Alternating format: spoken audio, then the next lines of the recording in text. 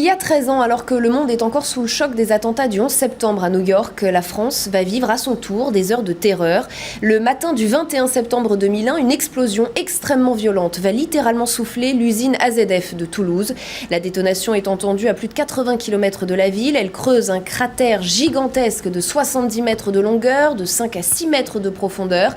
Très vite, les autorités affirment qu'il s'agit non pas d'un attentat terroriste, mais d'un accident dû à l'explosion d'un stock de nitrate d'ammonium. Le bilan, 31 morts, 2500 blessés. L'homme qui est avec nous aujourd'hui était ministre de l'Intérieur à l'époque, c'est Daniel Vaillant. Bonjour et merci d'avoir accepté mon invitation. Je rappelais le contexte des attentats du 11 septembre parce qu'à ce moment-là, beaucoup pensent à une attaque terroriste sur le sol français. Est-ce que c'est aussi ce que vous pensez lorsque vous apprenez le drame ? Je suis dans une voiture, je rentre d'un voyage à l'étranger. Mon directeur de cabinet m'appelle. Il me dit qu'il y a eu cette explosion tragique et vraiment très forte. Et je lui dis, écoutez, voilà, il faut prendre toutes les dispositions. Donc j'appelle Jospin, qui partait pour Toulouse. Le président Chirac était déjà sur place.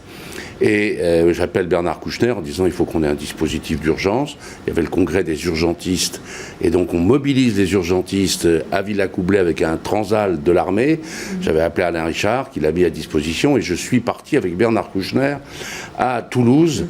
Voilà. Et donc là, moi, je n'ai pas une réponse. J'ai une crainte que ce soit une réplique dramatique du 11 septembre.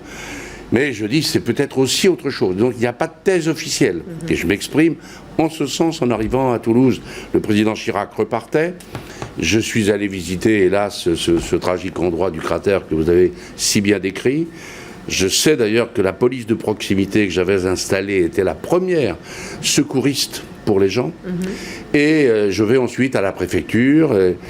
Et le président des Marais de Total m'accueille avec le préfet Hubert Fournier et me dit « C'est un attentat, monsieur le ministre ». Je lui dis « Écoutez, monsieur le président, c'est peut-être un attentat, mais c'est peut-être une explosion d'une autre nature. Donc il n'y a pas de thèse d'État. L'État assumera toutes ses responsabilités. Mais la première des choses, c'est les victimes, le secours, la solidarité, parce qu'il y avait tous les gens qui avaient les têtes cassées à Toulouse et tout ça. Et l'enquête. Et il faut laisser l'enquête. Et l'État n'a pas une thèse à privilégier. Si c'est un attentat, c'est l'État qui assumera, je dirais, les conséquences, y compris financières. Si c'est autre chose, vous avouerez, monsieur le président, que la question se posera d'une autre manière. Ça a été un peu froid comme dialogue, rapide et froid. Et à quel moment êtes-vous totalement convaincu qu'il s'agit d'un accident ? Très vite, finalement. Il y a eu une réunion, je suis retourné sur place avec le Premier ministre, avec les élus, pour voir les secours. Bien. Et puis les contacts avec le préfet, le procureur. Parce que la thèse de l'attentat a continué de circuler pendant très longtemps, mais je vais même vous dire une anecdote. De ce jour même, on me dit, vous savez, il y a un des ouvriers sur place qui a été retrouvé avec 3 slips, ce qui serait donc quelquefois une tradition musulmane. Je dis, écoutez, ne commençons pas à raconter des histoires. Moi, je ne veux pas m'engager dans cela. Il faut la vérité. Il faut que l'enquête soit sérieuse, solide, et que les victimes ne soient pas flouées.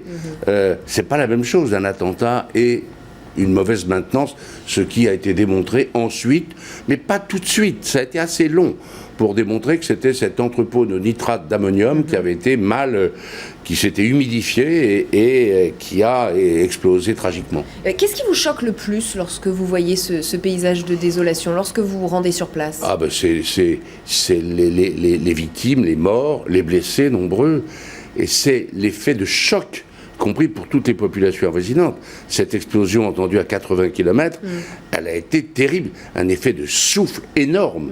Et donc, je dirais, c'est la guerre. Et les gens ont pu se poser des tas de questions. Y aura-t-il une réplique ailleurs ? Pensant que ça pouvait être un attentat.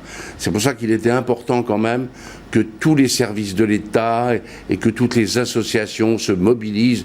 Et je les remercie encore, je l'avais fait à l'époque, pour le courage dont elles ont fait preuve pour venir au secours des personnes. Quand même, ça la première chose.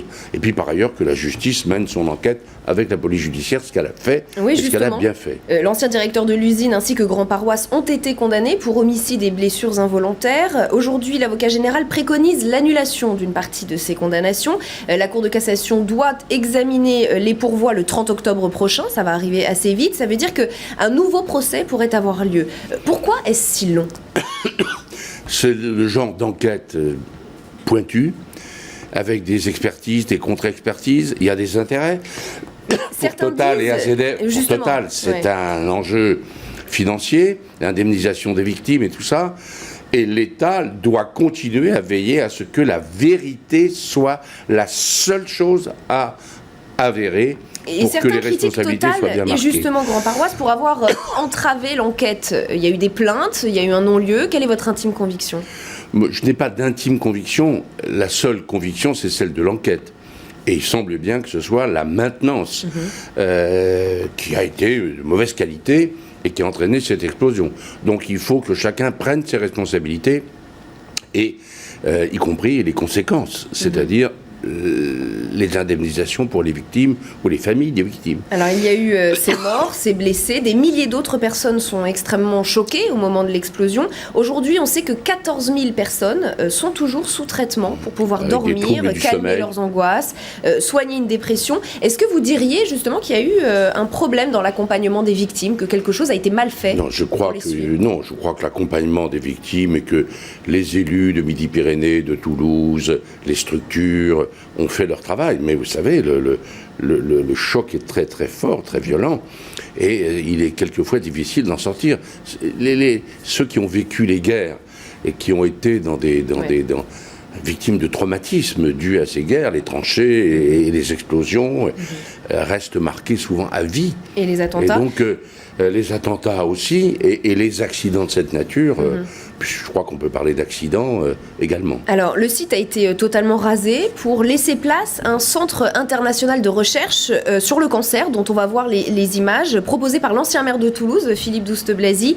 C'était la meilleure manière de ressortir du positif de cette catastrophe ? Écoutez, je pense que quand les éléments de l'enquête ont été enregistrés, je ne vois pas l'intérêt de laisser ce cratère lugubre, ce très mauvais souvenir, ce choc, ce traumatisme.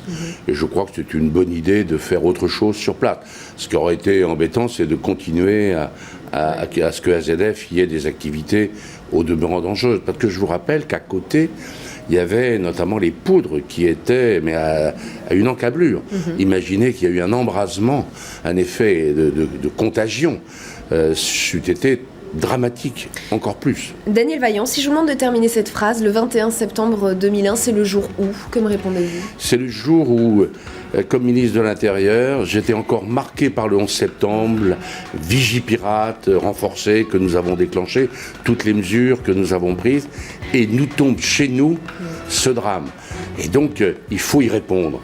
Et c'est la responsabilité, le sang-froid, et le sens de l'État. Voilà, c'est ça qui m'est passé par la tête, quelle que soit l'origine du drame. Merci beaucoup, Monsieur Vaillant, d'avoir accepté mon invitation. Sachez également que vous pouvez faire un don en faveur de la Fondation Toulouse Cancer Santé, présidée justement par Philippe Douste-Blazy, sur le site www.toulousecancer.fr. Merci encore, Monsieur Vaillant. L'information continue sur LCI.